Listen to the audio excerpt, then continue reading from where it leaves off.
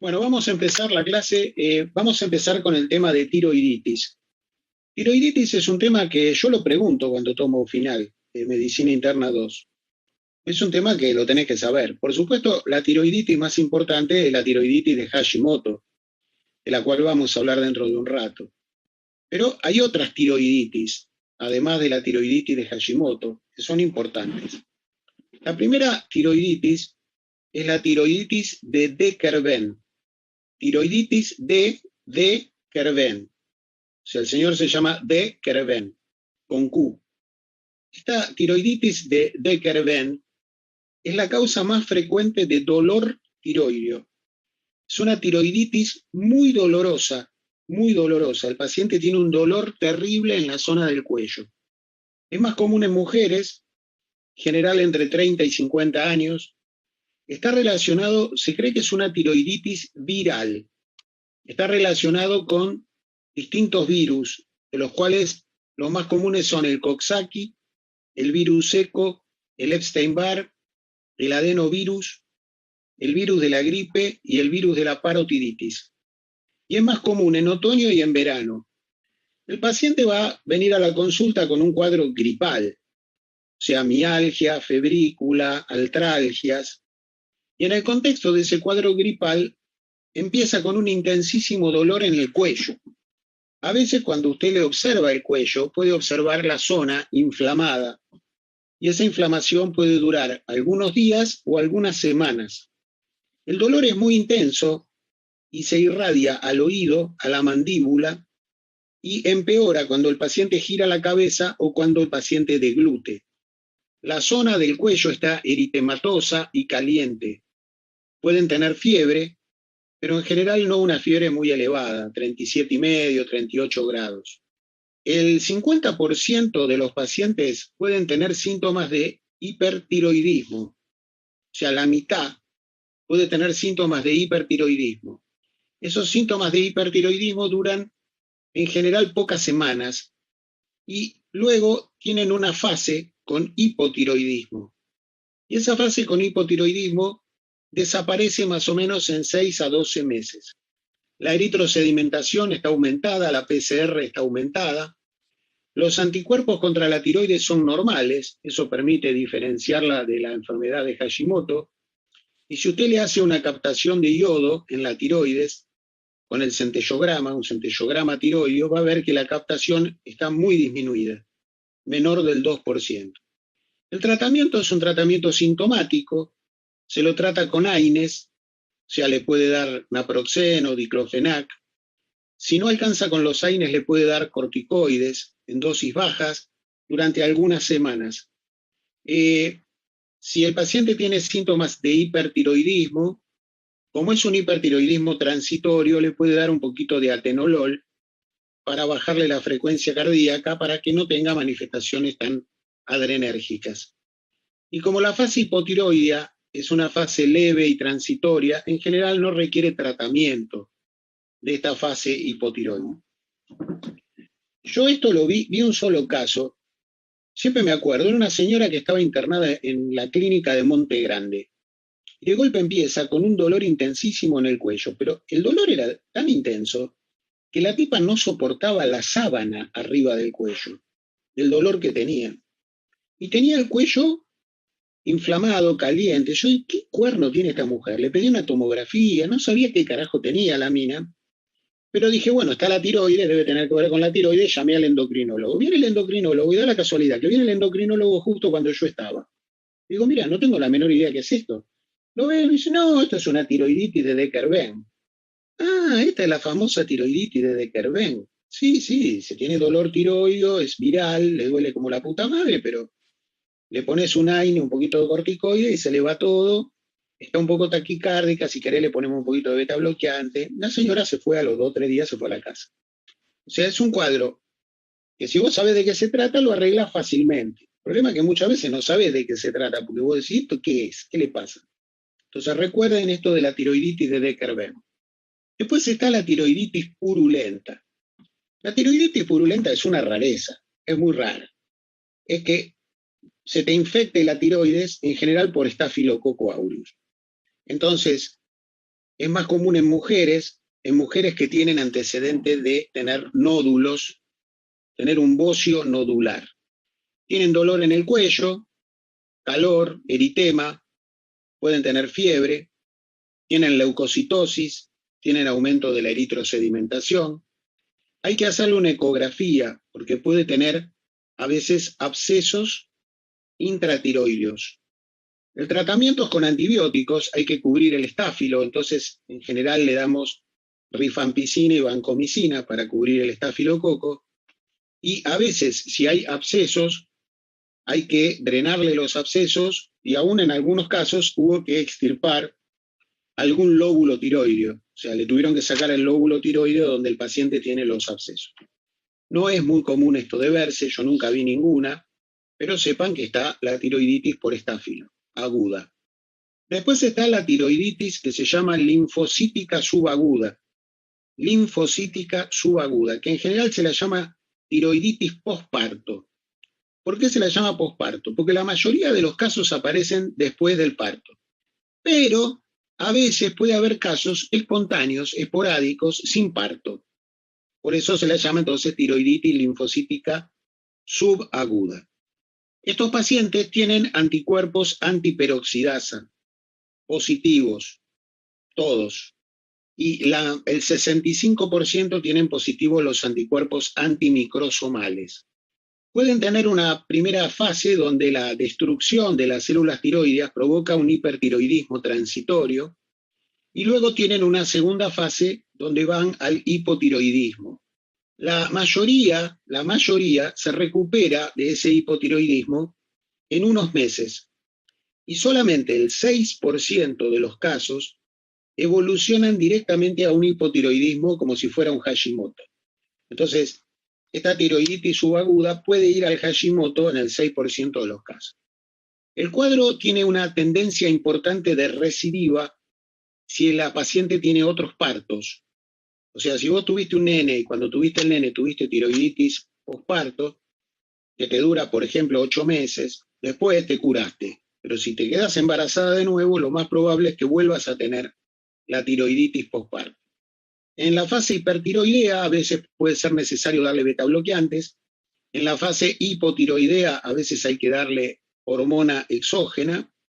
Y si la fase hipotiroidea dura más de 6 meses, es muy probable que la paciente quede hipotiroidea por toda su vida o durante toda su vida.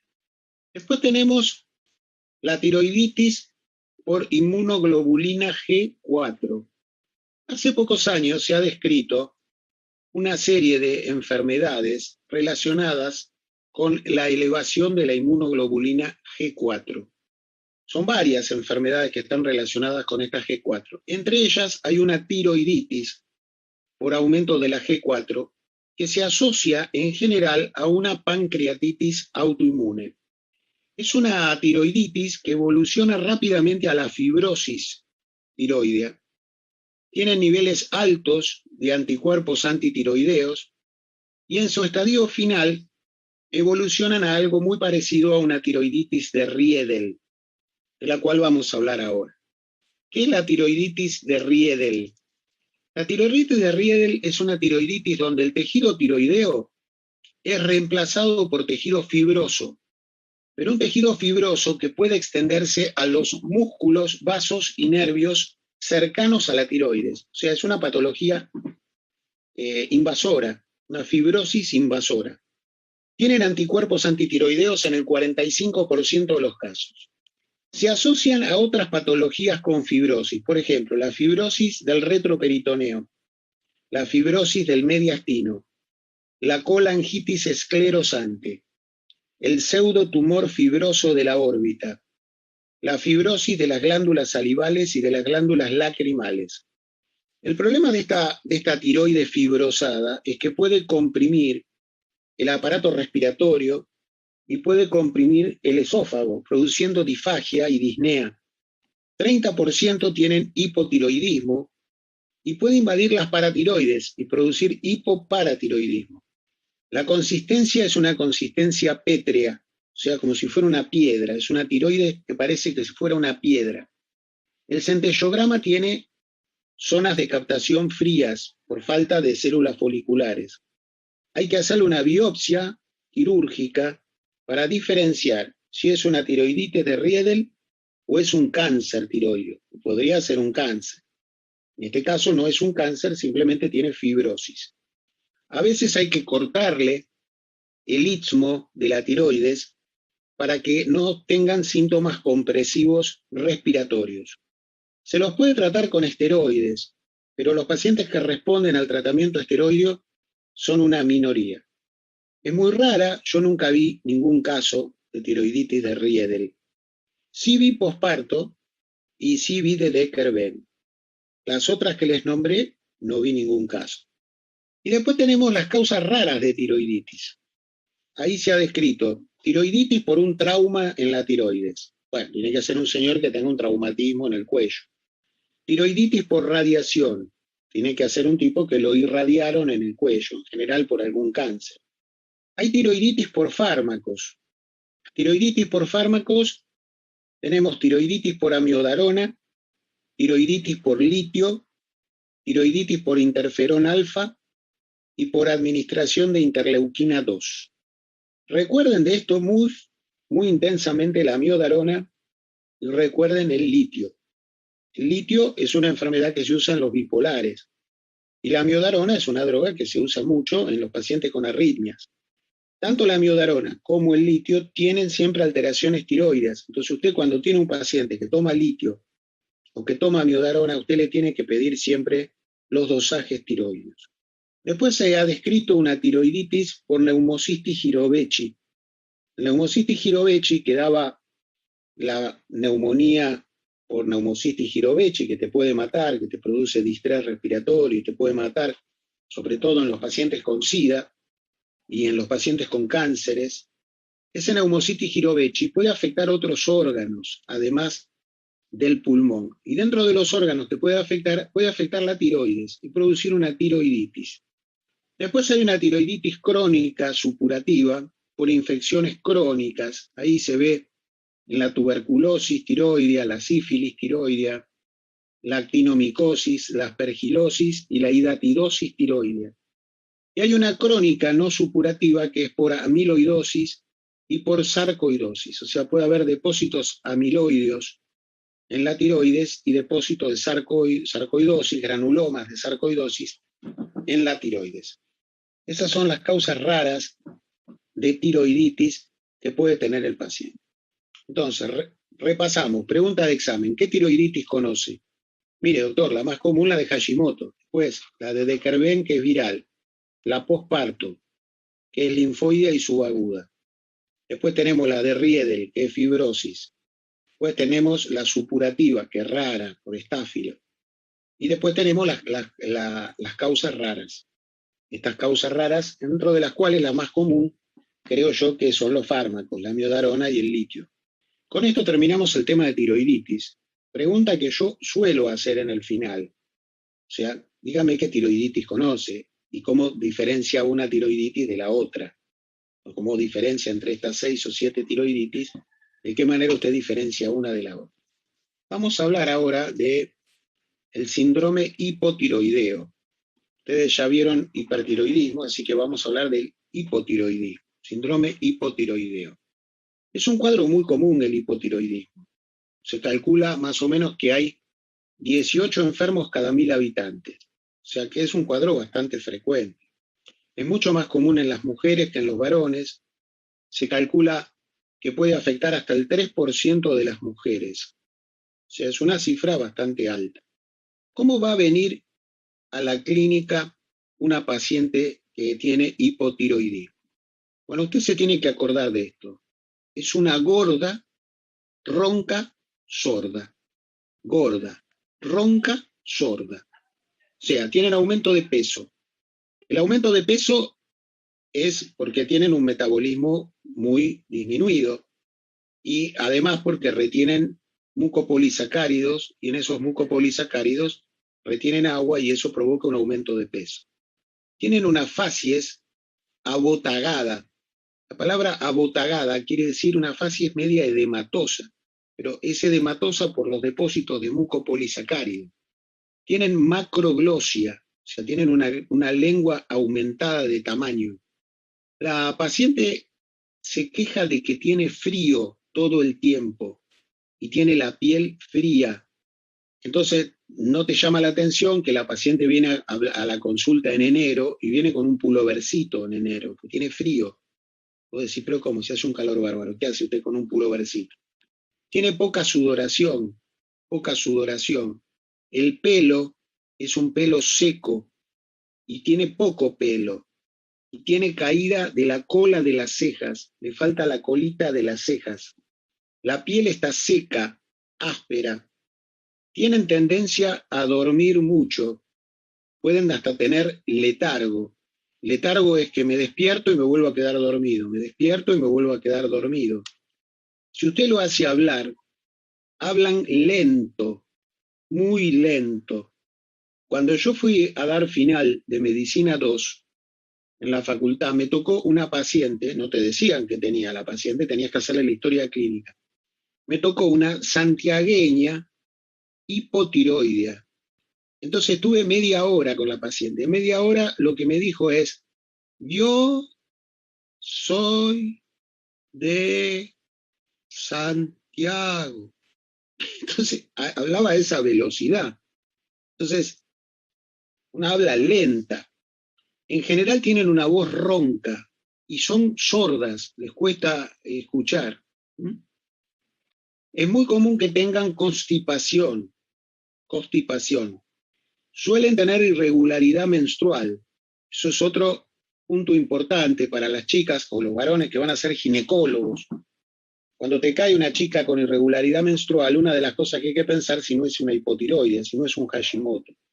La frecuencia cardíaca tiene una tendencia a tener bradicardia y en la frecuencia respiratoria tienen una tendencia a tener una hipoventilación. La frecuencia respiratoria es menor de 12 por minuto.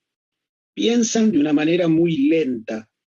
Si usted le toma los reflejos son lentos. Eso se ve muy bien con el reflejo aquiliano. Usted dirá, doctor, pero tomar el reflejo aquiliano es re jodido. Sí, pero hay una forma muy fácil de tomar el reflejo aquiliano.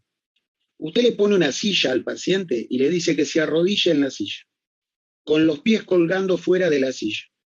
Y usted le percute con el martillo de reflejos el tendón de Aquiles. Y ahí va a ver que el reflejo aquiliano sale perfecto y se ve que tienen un reflejo aquiliano muy lento.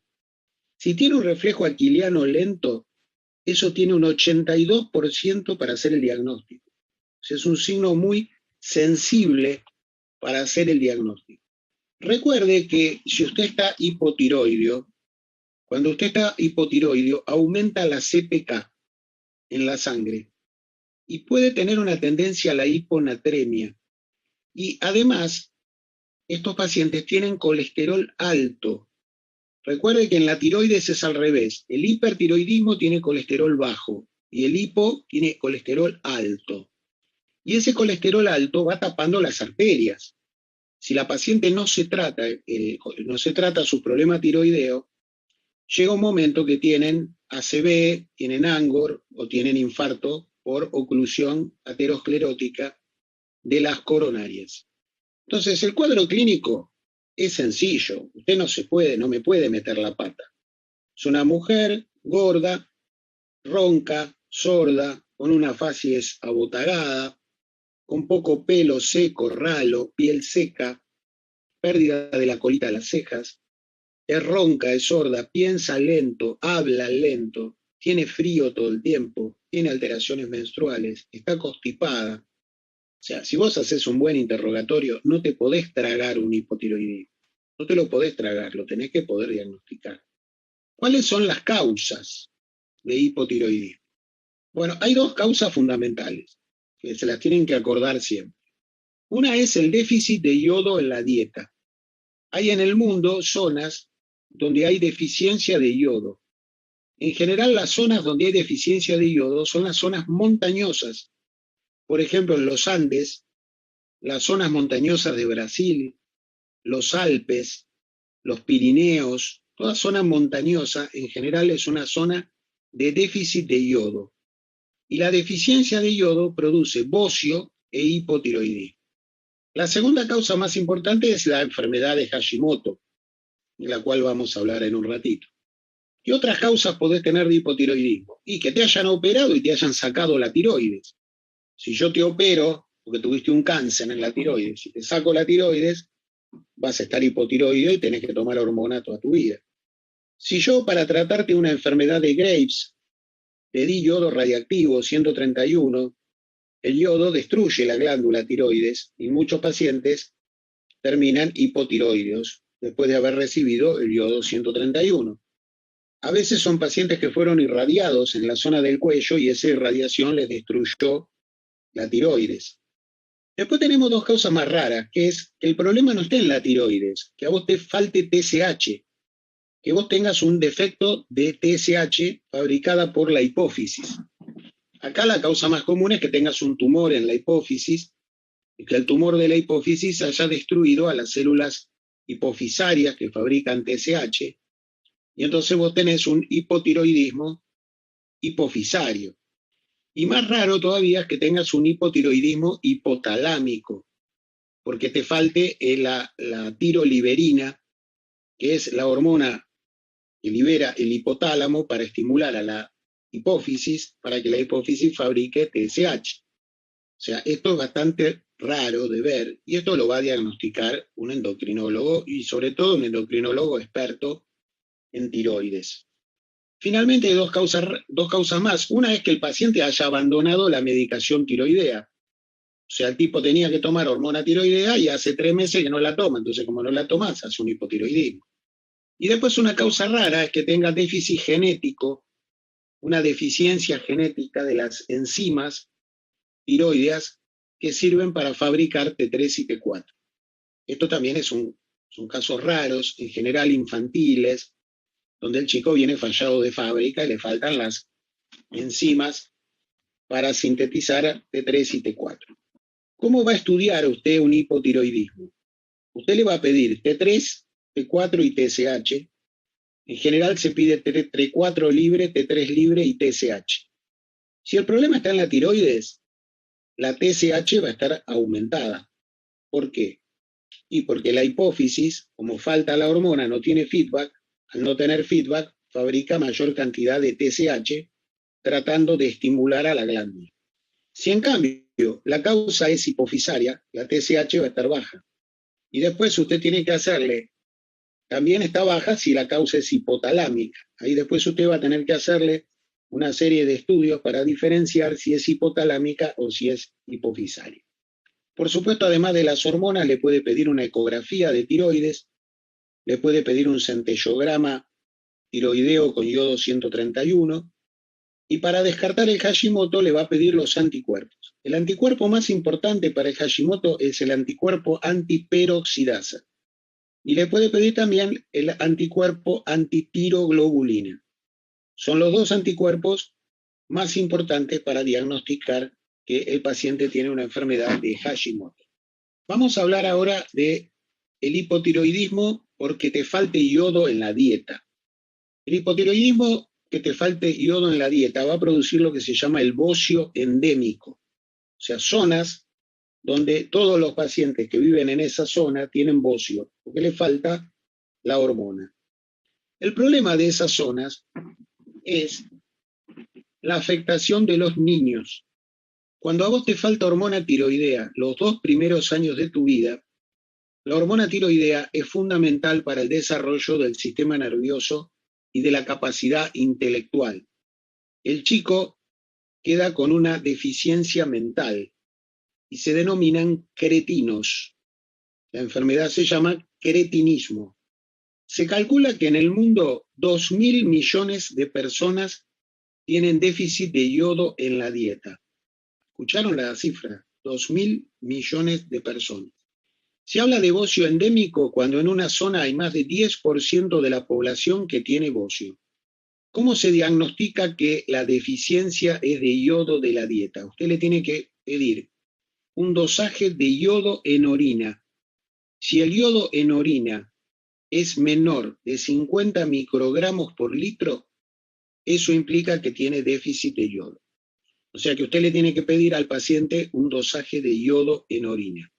Son zonas bociógenas los Himalayas, los Andes, los grandes lagos de Canadá y de Estados Unidos, los Alpes, las montañas de China. En Argentina son bociógenas Jujuy, Salta, Tucumán, Catamarca, La Rioja, San Juan, Mendoza y también Formosa, Misiones y Corrientes. En Chile y en Bolivia hay mucho bocio, y en Brasil hay alta incidencia en Mato Grosso, en Minas Gerais, en Paraná, en São Paulo y en Río de Janeiro. No me van a negar que le estoy dando la información para toda Latinoamérica, más o menos. ¿Cómo se trata de prevenir esto? Bueno, una manera que se inventó de prevenir esto es obligar a todos los fabricantes de sal que le agreguen a la sal de mesa yodo. Si usted compra sal en el almacén en la Argentina, usted va a ver que dice, contiene tanta cantidad de yodo por la ley número tal y tal y tal. Es una ley del Congreso que estableció que la sal de mesa tenía que tener una cierta cantidad de yodo justamente para evitar estos hipotiroidismos y estos bocios por falta de hormona tiroidea. Pero aún así, usted no llega a toda la población, porque hay poblaciones, viste, perdidas en el medio del campo que no van a un almacén a comprar sal. A lo mejor usan sal de una salina que tienen ahí cerca y esa salina no tiene la sal enriquecida con yodo. Cuando usted tiene un bocio, un hipotiroidismo por falta de yodo, la T4 está muy disminuida, pero la T3 está aumentada y la TSH está aumentada. Esto se debe a que como la T3 es más potente que la T4, el organismo, como tiene ese déficit de yodo, trata de fabricar más T3 que T4 como una manera de más o menos ir tratando de apechugar la situación del déficit de yodo. Si el caso ya es muy grave, están disminuidos todos, T3, T4 y TSH, tiene todo disminuido. ¿Por qué tienen bocio? Es un bocio coloide, porque los folículos tiroideos se distienden, se llenan de coloides, y si ese cambio se mantiene a lo largo del tiempo, pueden hasta aparecer nódulos tiroideos, que pueden ser nódulos fríos o nódulos calientes. También puede haber zonas de necrosis y aparición de fibrosis en la tiroides. Y estos pacientes con este bocio endémico tienen mayor riesgo de tener cáncer tiroideo, sobre todo cáncer anaplásico y cáncer folicular. A veces estos bocios son tan terroríficos que comprimen la vía aérea, producen invasión del mediastino superior y anterior, pueden provocar síndrome de la vena cava superior.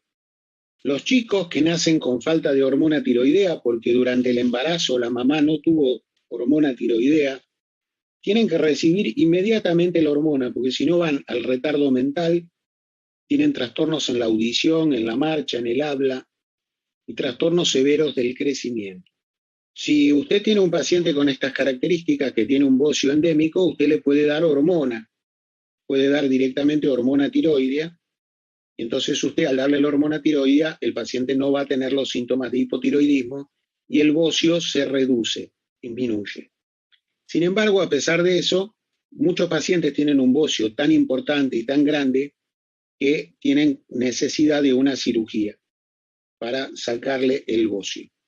Yo recuerdo que en nuestra sede de La Rioja es una provincia con bocio, y había una chica que había presentado un trabajo, la chica se había ido a Chilecito. Chilecito es una localidad cercana a la cordillera, en La Rioja, y había hecho un relevamiento en la población de cuánta gente tenía la tiroides aumentada de tamaño. Y más de la mitad de la población tenía la tiroides aumentada de tamaño, o sea, eran todos con bocio por falta de hormona tiroidea. Y la chica decía, están todos enfermos, cuando vos le das hormona tiroidea y toda esta gente estaría salvada y no habría chicos con cretinismo y todas esas cosas. Bueno, entonces este es el bocio endémico. Recuerda entonces que la manera de diagnosticar el bocio endémico es el dosaje de yodo en orina. Cuando tenés menos de 50, eso implica que tenés un bocio endémico y que al principio tiene T3 alta, T4 baja y TSH alta, y después cuando avanza y se hace más profundo tiene todo bajo. Vamos a hablar ahora de la tiroiditis de Hashimoto.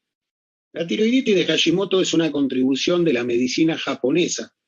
Ustedes saben que tenemos unos cuantos japoneses. Está Takayasu, está Kawasaki y está Hashimoto, la delantera japonesa de la medicina.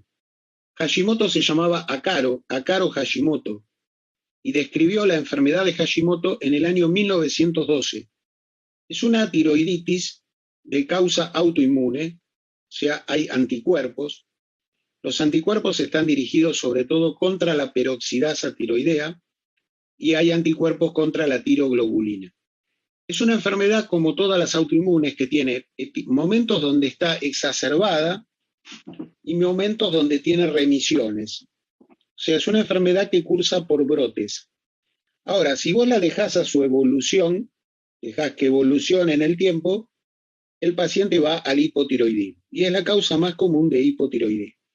Al comienzo de la tiroiditis de Hashimoto, se produce la destrucción de muchas células tiroideas. Entonces, a veces, no en todos los casos, puede haber un periodo inicial de hipertiroidismo y el paciente igual es un Hashimoto, porque usted le pide los anticuerpos y los anticuerpos son positivos. Esa fase inicial de hipertiroidismo se llama Hashi-tirotoxicosis. Hashi-tirotoxicosis. La tiroiditis de Hashimoto es una enfermedad muy frecuente, afecta al 5% de la población. Es 7 veces a 1 más común en mujeres, 7 a 1. Eso no quiere decir que no encontré un hombre con Hashimoto, He encontrado algún hombre con Hashimoto, pero es mucho más común en mujeres. Suele aparecer entre los 30 y 50 años de edad.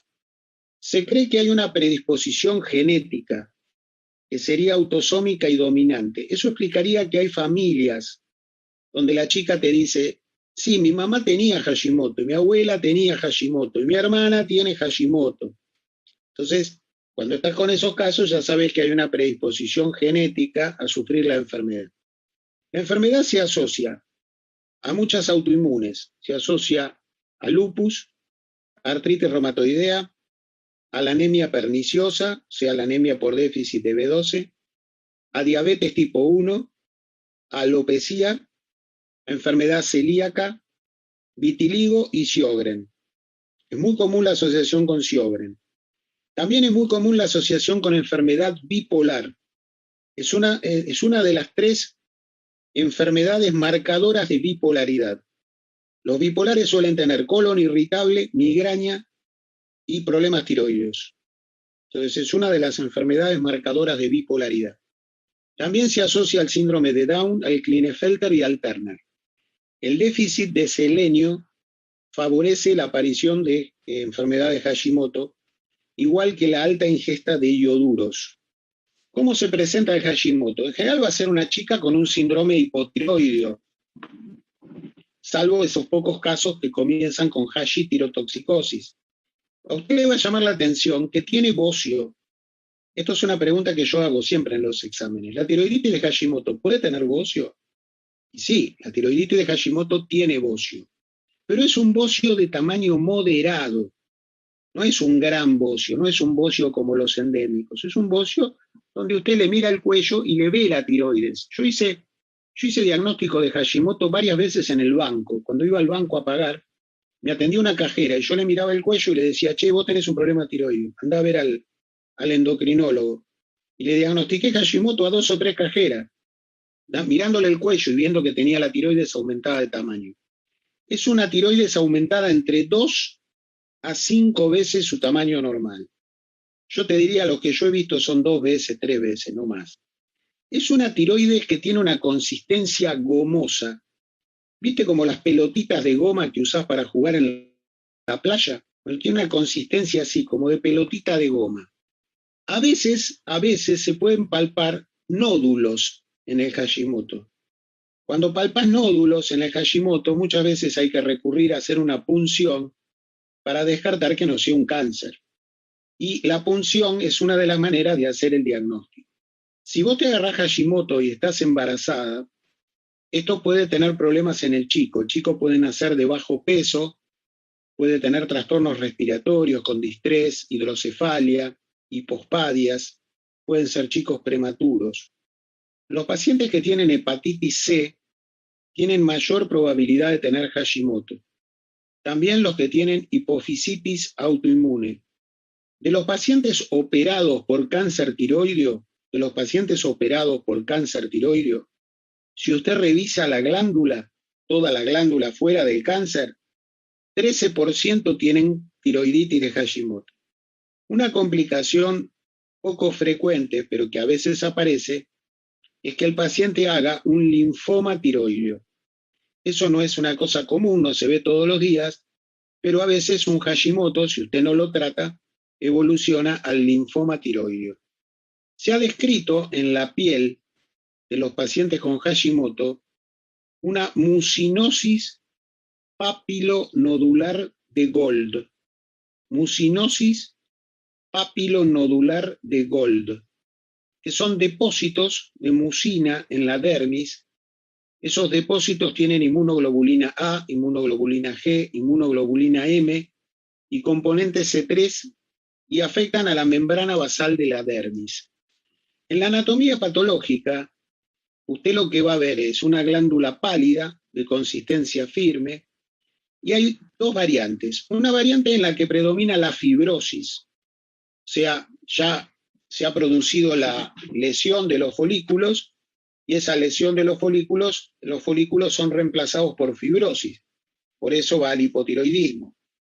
Y después tiene otra variante, que es la variante oxifílica. La variante oxifílica lo que tiene es predominio de los infiltrados linfoideos, donde usted puede observar en la glándula verdaderos folículos linfoideos. Y es esta variante la que puede ir al linfoma, la que tiene predominio de linfocitos.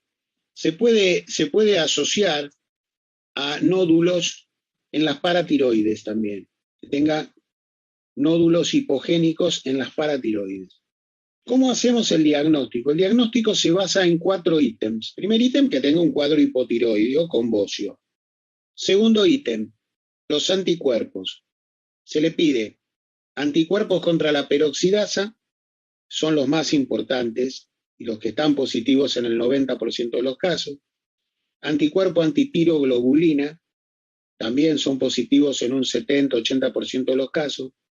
Y después, más raro, anticuerpos contra el receptor de la TSH, y ya prácticamente no se usan los anticuerpos microsomales.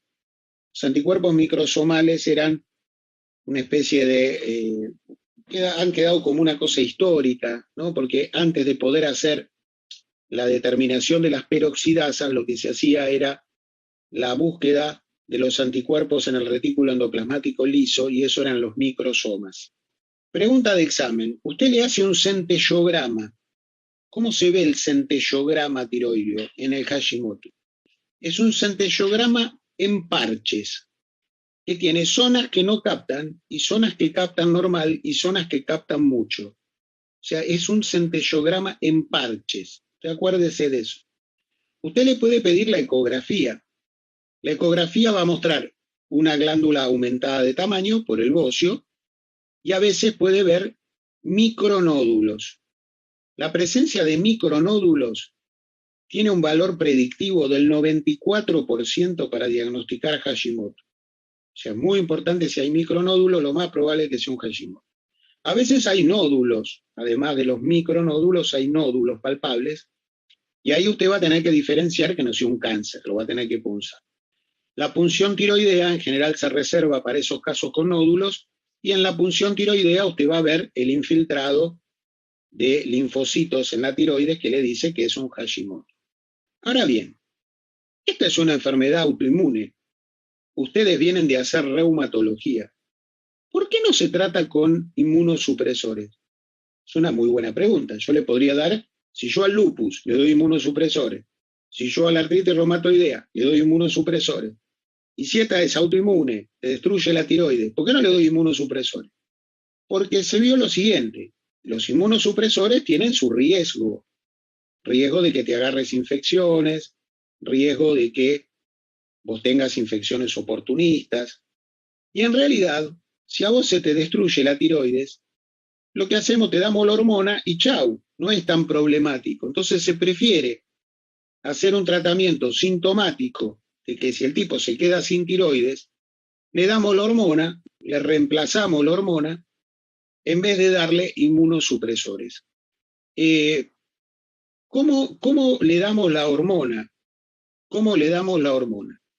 Si es un paciente que no tiene antecedentes de cardiopatías, y es un paciente que no es añoso, y es un paciente que no tiene un hipotiroidismo de larga data, usted empieza el tratamiento con 50 microgramos de tiroxina por día, a la mañana, en una sola toma. Usted lo controla más o menos a los 10, 15 días y le va aumentando la dosis de a 25 microgramos, hasta llegar a la dosis entre 100 a 150 microgramos por día. En el comercio hay dos levotiroxinas, la levotiroxina Glaxo y la levotiroxina Montpellier. El paciente no debe cambiar de marca porque el efecto que le hace no es el mismo. O sea que si vos te tratás con Montpellier, tenés que usar siempre Montpellier. Y si usás Glaxo, tenés que usar siempre Glaxo. Ahora bien, si el paciente tiene antecedentes de cardiopatía isquémica, antecedentes de arritmias o antecedentes de insuficiencia cardíaca, o es un paciente muy añoso y que tiene un hipotiroidismo de larga data, ahí se aconseja empezar con dosis bajas, empezar con 12,5 microgramos por día y se va subiendo lentamente cada 15 días hasta llegar a una dosis entre 75 a 100. Entonces, si el paciente tiene antecedentes cardíacos o un hipotiroidismo de larga data y es añoso, hay que empezar despacito, porque el miedo es que como estos pacientes tienen aterosclerosis coronaria, usted al darle la hormona lo taquicardiza, aumenta el consumo de oxígeno y el paciente haga un ANGOR o haga un infarto. Entonces ahí usted tiene que empezar el tratamiento de una manera más cuidadosa, más cuidadosa. ¿Cómo evalúa usted que el paciente mejora? Bueno, en el laboratorio la clave es la TSH. Usted tiene que conseguir que la TSH se normalice. Pero puede ocurrir que el laboratorio se normalice y el paciente siga teniendo algún síntoma hipotiroideo. Entonces es muy importante que usted le haga un buen interrogatorio, porque el paciente le dice, sigo teniendo la piel seca, el pelo seco, sigo teniendo alteraciones menstruales, sigo teniendo una frecuencia cardíaca no muy alta. Entonces vos le das hormona, el tipo tenía 60 por minuto, le das hormona y se va a 68, pero no sube más de ahí. Sigue teniendo colesterol alto, sigue teniendo CPK alta. Eso te indica que falta hormona, que le falta hormona, que necesita un poquito más de hormona. No es necesario darle T3. Solamente dándole T4, el paciente se normaliza. Sin embargo, algunos endocrinólogos prefieren dar asociación de T3 y T4. Hay un solo preparado en el mercado que es el Levotrin, del laboratorio Glaxo, que tiene 10 microgramos de T3 y 90 microgramos de T4. Y se usa 1 a 2 comprimidos por día. Normalmente no es necesario esto, o sea, con darle T4, la gran mayoría, yo te diría el 90% de los pacientes se normaliza. Ahora, hay un subgrupo que será poner el 10%, que a pesar de aparentemente normalizar, no termina de normalizar todo el cuadro. Entonces el paciente persiste con cierta depresión, cierto cansancio, fatiga, aumento del colesterol. En estos pacientes se ha visto que si vos le agregás T3 al tratamiento con la T4, muchas veces mejoran. Entonces, en esos pacientes Son los únicos casos en los cuales se recomienda asociar T3 con T4. Finalmente tenemos el hipotiroidismo subclínico. ¿Qué es el hipotiroidismo subclínico? Son pacientes que tienen T4 normal y T3 normal, pero tienen TSH alta y no tienen clínica de hipotiroidismo todavía. Se calcula que más o menos entre un 30 y un 50% van a desarrollar hipotiroidismo en un futuro. Usted le puede pedir los anticuerpos antiperoxidasa, a veces están ya presentes. ¿Y qué se hace con estos que tienen hipotiroidismo subclínico? Si el paciente no tiene ningún antecedente, no tiene factores de riesgo cardiovascular, se espera. Se espera hasta que desarrolle síntomas, que puede desarrollarlos en 1 año, en 2, en 3, en 4, en 6, en 10 años. Se espera y va viendo en el momento que aparecen los síntomas, lo trata. Ahora, si tiene muchos antecedentes de factores de riesgo cardiovascular, algunos endocrinólogos prefieren tratarlo con dosis bajas de T3, de T4. ¿Por qué? Porque se vio que estos pacientes tienen un mayor riesgo de mortalidad coronaria y tendría mayor probabilidad de tener insuficiencia cardíaca izquierda. Entonces, en aquellos pacientes que tienen mucho antecedente de factor de riesgo coronario, se prefiere darle dosis bajitas de T4, a lo mejor usted le da 25 microgramos de T4 y con eso ya le corrige la TSH y lo va chequeando a lo largo del tiempo. A lo mejor en 5 o 10 años necesita subir la dosis. Con 25 no alcanza, tiene que dar 50 o le tiene que dar 100.